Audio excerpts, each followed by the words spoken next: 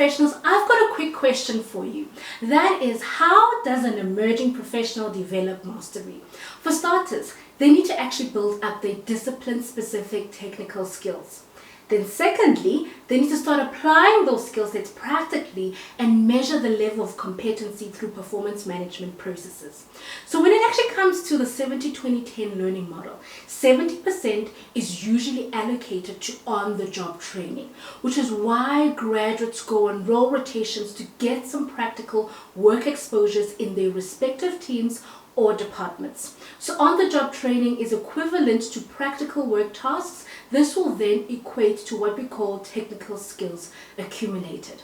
So in this video, I want to show you guys a quick exercise that you can start to use today with your graduates and interns to track how they are progressing with their technical competencies as well as their development goals in their current stints. This is a great model to utilize as a graduate line manager if you want to start tracking your graduates' technical progress in their structured development program. Step number 1, what I want you to start doing is to use a PowerPoint presentation. Now the graduate would then need to present on the following. Firstly, skills acquired or practice as per the work exposure or the work tasks that they were delegated. This skill should be depicted in the structured development program. For example, an HR graduate would write salary negotiation as a skill which falls under the technical competency recruitment in the SDP. They would then need to describe what each work task or each work responsibility pertaining to the skill that they executed that particular month.